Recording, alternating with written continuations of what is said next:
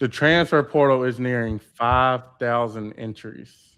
That's a lot of people. Yeah, They're nearing 5,000 entries. it's like 4,700, something like that. They was talking about it. They was talking about it when I was at work last. It was like 100 something schools in D1, and they got like 4,700 people in the transfer portal. Do you think they need to like? Do you think they need? Okay, so this is what I would do. Mm. If I was like, if they made me commissioner of college athletics or just college football, rather, Mm-hmm.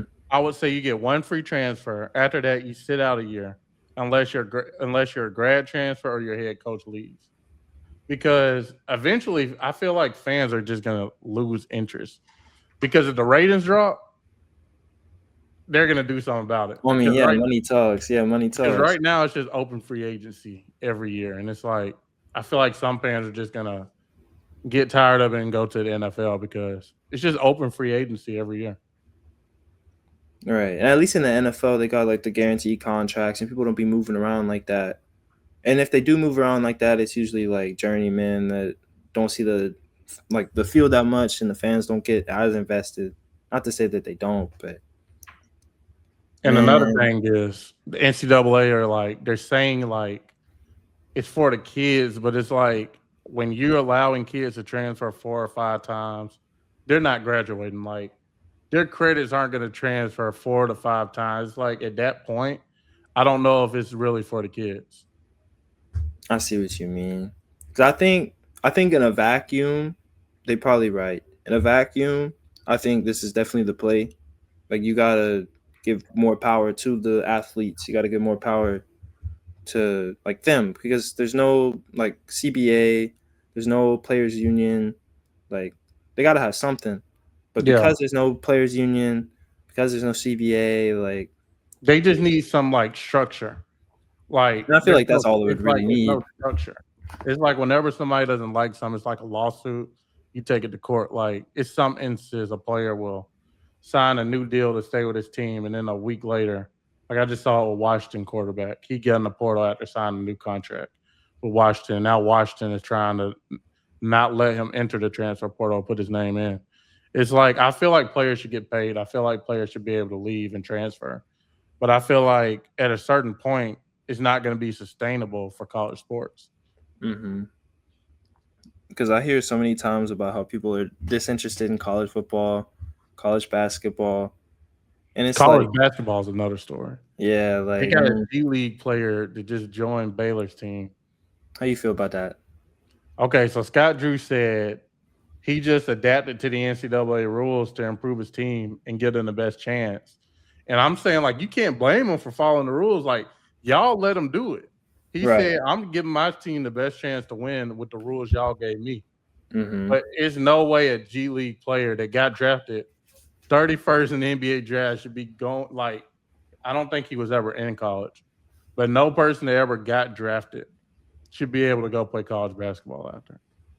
Even if they don't touch the NBA floor at all. No, I don't even think. Even if they like play in the G League, I don't. I don't think they should. They did say he never signed an NBA contract, unlike Mm-hmm. some professionals, but they gave him 4 years eligibility. Yeah, I So want to say, bro, at Baylor, I know for a fact he got drafted. I know he was on the the summer league Hornet, team, and yeah, then he got cut. Yeah, and then he played in Europe, I think, and then now he's in college. So I mean, that's another thing. It's like in a vacuum. I feel like that's not a bad idea, just because like I don't know, they have some sort of safety net, I guess. Not even yeah. just like for their basketball career, just for like their life. Because like maybe they're like, oh yeah, I want this degree, but then I also want a ball too. Like these are both things that I value, so let me do both of those. Like I wasn't ready for it then, or I thought I was, and then I wasn't. Now I'm ready for it now. But then it's like you got these 17-year-olds trying to Yeah, go he's to these still in high teams, school recruiting. going up against these like 22-year-olds, 23 year Yeah. olds. Imagine, look, man, I'm 23 years old. Imagine me. Let's say I never went to college and I played ball in like Europe. Man, I come back over here. I'm a first year. I'm a freshman at 23, playing for McNasty, bro. the ball knowledge I've accumulated and stuff like that. Like I understand, and just me being like grown and older, like I'm gonna take a roster spot off some kid in Barb, and then they won't Yeah. get like they'll get an academic scholarship maybe, but they ain't gonna be able to live their dream. But it's like I don't know. It's like If you're a head coach of a college D1 basketball team, and let's say you lose 8 players, you have 3 coming back. Are you right. going to the portal, or are you even like looking at high school recruiting? Like, are you even looking at high school recruits? Let's say you're at a school where you can't get as many 5 stars. Let's say you're like at one, throw nobody under the bus. Let's say you're at like Kennesaw State. Right. You can't sign the 5 stars. You don't want to take a risk on the 3 stars. If I'm Kennesaw State, I would just go to the portal and get 6, 7 experienced players over building high school players all the way up. Because coaches, they're on a quick leash. So it's like, if you don't win, you're gone. So it's like, why would I take a risk on a high school player that's unproven Because that's when I the can thing just do a too. transfer portal piece? It's really the coach carousel. I feel like that has a lot to do with a lot of the issues, like in college football, college basketball, even in like the professional leagues. Like it's kind of hard to give them a chance to like really like develop and sit there and build a culture. Like, and if they do, and then maybe they'll have an assistant that stays around and like keeps trying to go at it or whatever. McNeese a good example of that. Yeah. Will Wade came in, got all these players like Copeland. I'm trying to think of some other people off the top of my head. Like who was? Why can I not remember who was there beforehand? But I know like Shoemate was there beforehand. He stayed around, but like I'm gonna use Quadir Copeland as an example just because he went with him to NC State too. Like, Have a nice people season. like yeah, and he's good. Like he's a hooper. Like he was Mhm. nice for McNeese, and he's nice right now. But it's like you got people like that that are following the coaches around, and then you lose your roster spots off stuff like that because he signed like a 2-year deal, and then now he's like gone. To be fair, I guess he was a big fish in a small pond, and that may Yeah. not be a good example, but like you lose stuff like that.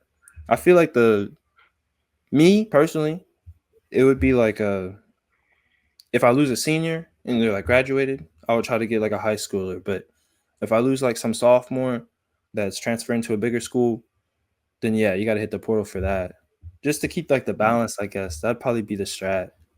But With the way college basketball is now, it's like, I don't know if we will ever see another Cinderella team with the way with NIL yeah, now, with the transfer portal, how the best teams at the top get the best players.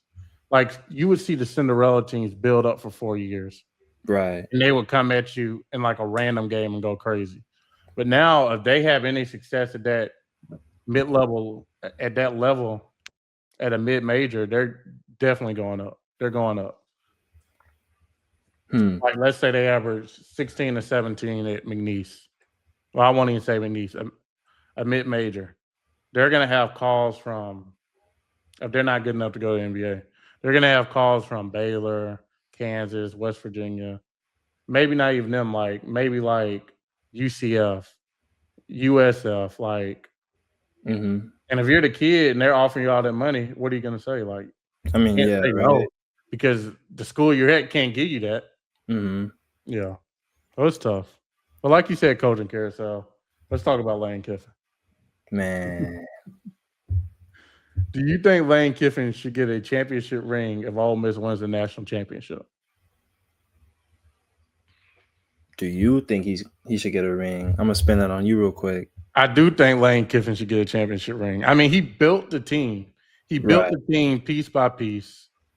He was with them. I think he went 11-1 with them. He went 11-1. He coached them 12 games. Mm-hmm. If I stepped into that team right now, I feel like I could coach that team to a certain point. I'm not saying I'm a better coach than Pete Golden. I'm just saying I feel like I wouldn't have to do as much if the culture is already set. Yeah, it's not I like you're feel trying to like Lane overhaul the Kiffin middle. set that culture. I understand the way he did it was maybe bush league or childish, but Mm-hmm. I do feel like he's a big reason for their success, and like I think he would deserve a ring because he Right. coached them 11-1. I mean, when he left, they had success, but I know they're calling his offense still. Mm-hmm. Yeah. It'd be different if it was like, let's say he did that for maybe like 3, 4 games, and then LSU came calling, and then he like was done after like week 4, week 5. Like at that point, even then, you could really argue like, yeah, still give him it, but like he went pretty deep into it, and then they were like, yeah, you're good, you're relieved of your duties. He did try do to all this. They just wouldn't let him. And I understand that too. I'd feel a type of way if my coach that's leading us to like one of our best seasons ever in like collegiate history, or like our collegiate history, I guess, goes to our rival, like across the river. I'd be pressed. I'd be like, yeah, you're good, bro. We don't need you. If I'm Lane Kiffin, I would be feeling some type of way too, like my ego, like, dang, like Lane Kiffin's never won a playoff game. Mm-hmm. Never won a playoff game.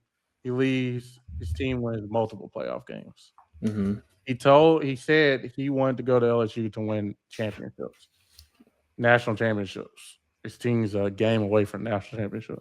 Right. I mean, he's gonna look real crazy, like if Ole Miss wins the Natty. I don't think they will, because of Indiana, but he would look very crazy if Ole Miss won the national championship. You think Indiana's stopping them for real? If they played Ole Miss?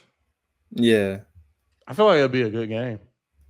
I wouldn't be surprised if Ole Miss won the championship. I mean, they get in, they play well, they get hot. I mean, I could see it.